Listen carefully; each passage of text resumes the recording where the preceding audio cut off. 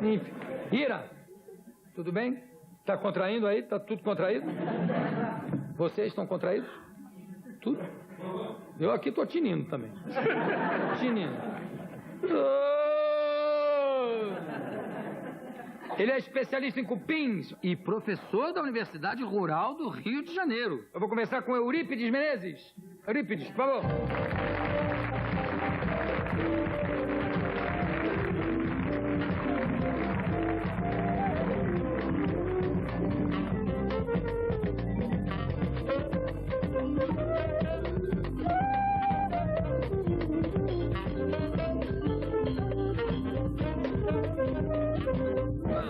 Eurípides, o cupim é realmente a praga do próximo milênio? Com certeza. Por que isso? Fala pra gente como é que é a situação do cupim hoje em dia. Eu acredito que você sabe que o DDT, que todo mundo fala que causou tantos problemas no mundo inteiro, na verdade salvou muitas vidas quando ele foi descoberto, que era para matar piolhos na Segunda Guerra Mundial. Já. Só que o DDT é um organoclorado e todo organoclorado tem o fenômeno da biomagnificação. Ele vai acumulando. E mais tarde descobriu-se que ele era cancerígeno. E como ele é bioacumulativo, ele traz muitos problemas para a natureza em si. E no homem até não é tanto problema, porque depois de uma certa quantidade no corpo, ele começa a se depositar no tecido adiposo. A gente corre muito perigo, você, sim. O gordo tem mais DDT acumulado? Provavelmente. Se tiver DDT na parada. Com o banimento desses produtos que eram persistentes, durava até 20 anos, então todas móveis, todas as madeiras, casas, eram tratadas regularmente com esse produto.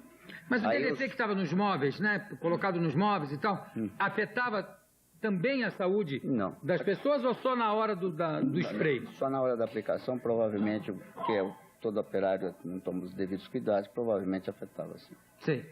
Bom, e aí? Aí não se descobriu mais nada? Claro. Nós temos organos fosforados hoje que duram até 5, 6 anos. Mas a questão é conscientizar a população que querosene não mata cupim. Botar na cabeça das pessoas que aquela época em que se aplicava um produto e que ele durava o resto da vida, acabou. Então, hoje em dia, nós temos que fazer o quê? Temos que conscientizar que o problema do cupim é uma questão de prevenção. E não existe mais aquele vai dizer, não, já foi tratado, a madeira já foi tratada, então não tem problema. Passados 5, 6 anos tem que fazer de novo. Eu diria até anualmente. Sabe que nos Estados Unidos... Anualmente tem que fazer o quê? Nos Estados Unidos, atualmente, gasta-se em torno de 1,5 bilhão de dólares por ano com cupins. Isso supera terremotos, isso supera furacões, tornados, supera qualquer gasto previsto. Sim. Eu, pessoalmente, acredito que no Brasil seja muito maior. Só para você ter uma ideia, nós analisarmos bem, Estados Unidos, a gente sabe que metade do país para cima, ele é completamente congelado, né? Então, como qualquer outro inseto, o cupim também não vai bem nas regiões frias. Mas nas regiões quentes, ele domina. Tanto que outro dia apareceu no jornal aí falando cupim gigante de Formosa, cupim gigante. Quando apareceu no jornal assim, eu dei risada, porque o cupim gigante que está ali, eu mostro para você ver o tamanho que ele é, né? Acontece que o poder destrutivo dele é muito grande. Agora tem um cupim, onde é que surgiu um cupim aí que parece que não tinham achado ainda nada que matasse o cupim? Não sei se era cupim da Indonésia, um lugar assim, não sei. Todos os cupins que são problemas no mundo todo, eles são de origem asiáticas. No Brasil, nós temos aqui esse de madeira seca, que todo mundo tem esse pozinho, que tá ali, eu mostro depois para você. Esse deve ter entrado no século passado, quando os portugueses trouxeram os móveis infestados. O outro, que é o cupim subterrâneo, que todo mundo chama de cupim de concreto, na verdade ele não come concreto, a pessoa precisa entender, ele passa nas frestas, ele abre caminho por onde tem, no tijolo que é vazado, por exemplo, parede de adobe, por exemplo, você sabe que a parede de adobe é toda trançada de cipó com madeira e depois barro, né? Então ele abre caminho com facilidade. Mas ele não come cimento, mas ele passa, ele rói perto, né? Ele tem uma saliva tão poderosa que ele abre o caminho no cimento, ele dissolve e faz o túnel dele qualquer fresta que tiver. O que ele come mesmo é madeira, madeira, né? Celular. A comida do cupim, papel, na verdade, tudo que for de origem vegetal, que tiver celulose, né? Só para você ter uma ideia, eu descobri cupim comendo espoleta de canhão, de bala de canhão. Cupim? Comendo a espoleta da bala de guerreiro. Canhão. Esse cupim que entra na revoada no verão, às 7h30 da noite... É o Aleluia Siriri, aquela parte... Aleluia Siriri? É o nome, né? Não é vulgar, chamam de Aleluia Siriris, formiga de asas, que não tem nada a ver com a formiga de asa. Esse daí é a forma reprodutora, isso aí é um macho e uma fêmea. O cupim não faz fuque-fuque antes, não, ele faz o fuque-fuque depois que constrói a casa. Não é o caso da abelha, não é o caso da formiga. A abelha, em plena revoada, ela tem... Antigamente pensava-se que eram um zangão só, tinha que ser um vagão também do elefante, né? Para botar tanto espermatozoide nela, né? Hoje sabe-se que são em torno de 18. Depois ela forma uma nova colônia e começa então a formar novos zangões, mas não vão mais copular com ela. Mas esses cupins que entram dentro da sua casa na hora do... Abriu a janela às 7h30, no verão entra aquela revoada. Eles vão comer móvel? Não. Eles não vão fazer nada, porque ele tem um fototropismo negativo, ele tem que fugir da luz, então ele forma, a fêmea fica andando em tandem, ali tem posso te mostrar na placa. Vamos ver já. A fêmea libera um feromônio, que é uma substância de atração, e ela começa a selecionar o macho. O macho que ele gastou energia voando, gastou energia andando atrás dela, aquele que se perdeu no voo, que foi comido por pássaro, por morcego, por outros inimigos. Então esse acaba caindo fora. Então sobra o macho mais forte. Aí os dois se juntam, furam um buraco no chão, abrem uma célula pequena, quer dizer, constroem uma casa. Aí eles fazem a copulação propriamente dita. Ela começa a colocar os primeiros ovos 1, 2 semanas depois. Nascem as primeiras formas jovens que não têm capacidade de se alimentar, mas são alimentados pela própria mãe e pelo próprio pai, vomitando na boca deles. Aí essas formas jovens, que são estéreis, seja masculino ou feminino, tornam-se as primeiras operárias, vão soprando mudas, o equidízio, como cobra muda de pele, né? Então vão soprando mudas até atingir uma fase adulta, porém estéril. Por que estéril? Porque dentro do cupim tem protozoários, simbiontes que desdobram a celulose. Já foi feito trabalhos provando que se você levar o cupim a 55 graus centígrados, o que vai acontecer? O protozoário morre e o cupim morre de inanição, porque ele não consegue desdobrar a madeira. Agora, a minha pergunta é a seguinte, tem muitos casos que a pessoa faz, por exemplo, entre um andar e o outro de um prédio, né? A laje, são 2 lajes, para isolar de ruído, etc. E fica o caixilho, fica a madeira. O caixão perdido. Isso é uma fonte maravilhosa para o cupim. Como é que ele vai chegar até lá? Essa é a pergunta primeira básica. Quando acontece a revoada, vamos supor que num prédio de edifício que tenha 25 andares, ele cai lá no subsolo. E as nossas construtoras, né, são todas bem higiênicas, limpas, elas pegam os restos de madeira e jogam como entulho e aterram. Então, essas colônias vão encontrar a madeira úmida. Lá no chão, para crescer daí. Vamos dar uma olhada aqui. Desculpa, pensei que tinha terminado. Aí o que ele demora em torno de uns 5 anos, você torna-se impercebível. Quando começa a faltar madeira, o que ele vai fazer? Ele vai subir. Começam subindo, aí se encontram conduítes ou encontram... Vão pelo elevador. Vão do elevador, onde os canos d'água, onde tiver umidade, então ele começa a construir o túnel. Aí ele sai no teu apartamento, que está lá no 8º, mas não saiu no 2º, ele joga o acaso. Ou então vai parar na cobertura, como eu encontrei em Belém do Pará, numa sauna. Agora, depois que você mata o ninho, né, que você descobre o ninho, aquele prédio está limpo de cupim, ou não? Está limpo de cupim, mas se tiver outra revoada e cair o cupim na outra vez, ele está sujeito a também. Tudo bem, mas aí para cair de novo no mesmo lugar, precisaria estar em obras e tal, não é isso? Não necessariamente. Para ter aquele terreno fértil. Aquele terreno vai ser sempre fértil para ele. Sim, mas para ele cair lá dentro precisa ser durante a obra ou não? Não. Você diz ali perto do prédio, mesmo ao lado. Se houver uma revoada perto, vai haver acasalamento. Vamos olhar aqui as coisas que você trouxe? Não. Bom, eu queria lhe mostrar antes um cabo destruído. Isso aqui foi tirado na Vale do Rio Doce, eu fui chamado lá para ver.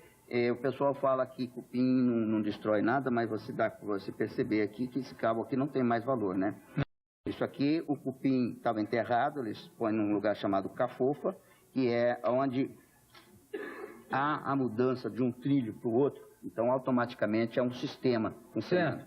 Aí ele roeu isso daqui, porque isso daqui, para ficar flexível, ele tem óleo de soja.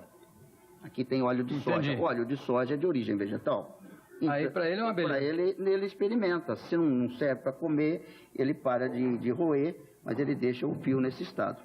Que loucura. Aí vai dar umidade. Aqui nós temos os diversos... Esse é um cupim nativo brasileiro que por enquanto... Está vivo aí dentro? Está tudo vivo? Está tudo vivo. Eu trouxe para você.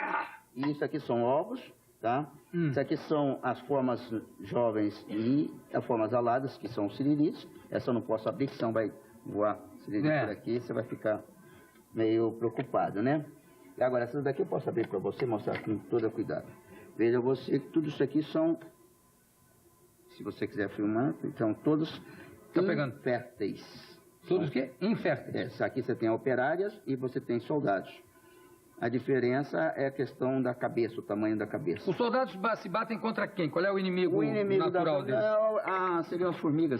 Formigas. Aqui o que é? Aqui são as formas jovens que eu falei para você, exatamente aquelas pequenininhas. Você vê que são minúsculas, que quando ela nasce você pode dizer que é um bebezinho, né? Essa coisinha branquinha aí, ele... Tem um no seu dedo que acabou de cair na sua roupa aqui, ó. Isso. Já está comendo você. Põe aí dentro. Está aqui ainda. Esse, você cheira esse. Isso é um cheiro de terpenoide que é liberado pelo soldado. Parece terra. Parece terra. É um cheiro... Agora, terra úmida, né? E esse daqui... E eles comem sem parar, né? Não é... Vou lhe explicar como é que é a alimentação, você vai achar interessante. Esses indivíduos barrigudinhos que vocês estão vendo aqui são futuros indivíduos alados. Sim. Então, são aquelas chamadas formas neotênicas que ainda não deram origem a um novo indivíduo que é capaz de dar origem a novas colônias. Aqui são os indivíduos que foram, esse aqui, ó, eu peguei as asas, esse é o tal de cupim asiático, que é o cupim de concreto. São as asas que eu tirei depois que eles fizeram a revoada, e aqui eu botei os indivíduos. Você pode observar que ele está andando, olha, está aqui seguindo, ó. Aqui é a fêmea que está liberando um feromônio e o macho está acompanhando. Ele sempre fica aqui. Eles são meio todos desorientados, porque normalmente... Na natureza, eles ficam sozinhos, né? Claro, aí estão fechadinhos. Mas estão atrás da fêmea direitinho ali, olha lá. Aqui são os soldados, você pode ver que ele está se defendendo, né? Esse é o soldado, exatamente, do cupim asiático, que o pessoal chama de cupim de concreto. Sim. Aqui... Se você deixar um cupim desse em cima da mesa, não vai destruir depois a mesa? Não vai fazer nada. Isso aqui é como se fosse uma gota de sangue. Enquanto está dentro da sua circulação, tem uma função. Depois que saiu fora... acabou. Já era, acabou. Aí são coisas atacadas por cupim, né? Aqui, esse é um ninho que encontrei entre a laje e o teto rebaixado em gesso. Então, os branquinhos que você está vendo aqui, é exatamente pedacinhos de cal. Quanto tempo leva para formar um ninho desse? Esse aqui, como é um ninho policálico, que é um ninho secundário, quer dizer, vai ter uma outra rainha de secção secundária, então ele pode ser formado depois de 8 anos. Uma rainha vive até 25 anos. Que loucura. E esse ninho aqui é o que eu tirei de dentro de uma árvore, você sabe cajamanga, né? Cajá? Sim. Aí eu tirei esse aqui. E esse daqui é o cupim de madeira seca, que é o chamado, que o pessoal conhece, cupim de móvel. Esse cupim que deixa aquela... ele faz o ninho aqui dentro, então são essas colônias. É o que dá o caseiro, né? O caseiro. Isso que você está vendo aqui são as fezes. Isso são as fezes. O que o pessoal pensa que é o pozinho, são as fezes. Agora, Eurípides, ele se alimenta basicamente de madeira, livros... Tudo que tiver de origem celulose. De origem celulose. Quanto tempo para você limpar um prédio inteiro de cupim? Tem que haver a conscientização primeiro de todos os moradores. Sei. Você faria... Que tem que dizer, aqui em casa não deu. Aí sempre vai parar. Você pega um síndico de um prédio, então 50% não tem cupins. A outra metade é capaz de falar que talvez, e a outra metade vai admitir. 25%. Por quê? Medo de depreciação do apartamento, medo de depreciação do próprio imóvel. Mas o cupim você pega e ele cuida com ele, se você cuidar. Mas né? De onde vai haver a conscientização? Nos Estados Unidos existem até seguros. Hoje em dia você faz uma casa, você compra uma casa, você faz seguros contra cupins. Tá? Uma coisa que eu queria falar para você interessante, que o pessoal sempre me pergunta, como é que o cupim sobrevive? Muito simples. O cupim tem duas formas de alimentação, uma que a gente chama de estomodeica e a outra proctodeica. Quando estava falando da dança aqui da ilha, eu me lembrei você falou manter o ânus fechado, né? Então é um negócio interessante. O cupim, o que ele faz? Ele ingere a celulose, a operária, vai ser sempre só a operária. A única indivíduo, seja de origem feminina, seja de origem masculina, só a operária vai cortar a madeira, vai engolir. Sim. Aí o protozoário vai desdobrar essa substância. Aí o que ela faz? Ela vomita isso na boca. Isso você falou. Do rei, da rainha, do soldado e das formas jovens. Então é uma alimentação estomodeica. E a proctodeica é aquela fezes que ela depositou, que ela soltou, vem outra e engole. Que bichinho porco, né? Porque ele ainda vai aproveitar o protozoário que está ali e ainda vai aproveitar a celulose que não foi desdobrada ainda. É por isso que eu não acredito quando o pessoal falou em pílula anticoncepcional. Você imaginou, você põe uma massa de papel, que ele mistura um produto qualquer. Até esse produto chegar na rainha, porque o órgão reprodutor é a cama que coloca ovos, a rainha, isso já foi totalmente destruído. Bom, perdão, interrompi você aqui sem querer, diga. Eu acredito que a única maneira hoje em dia de se fazer o controle do cupim é através da barreira química, conscientização da população de que o cupim realmente é um problema sério e fazer como nos Estados Unidos fazem, né? O pessoal está usando agora iscas, e mais iscas apropriadas e como um método preventivo. E saber que tem solução, quer dizer, que não é... Com certeza. Eu conversei com esse especialista, cupinólogo, especialista em cupins, Eurípides Menezes. Eurípides, muito obrigado pela sua presença aqui conosco. Daqui a pouco a gente volta.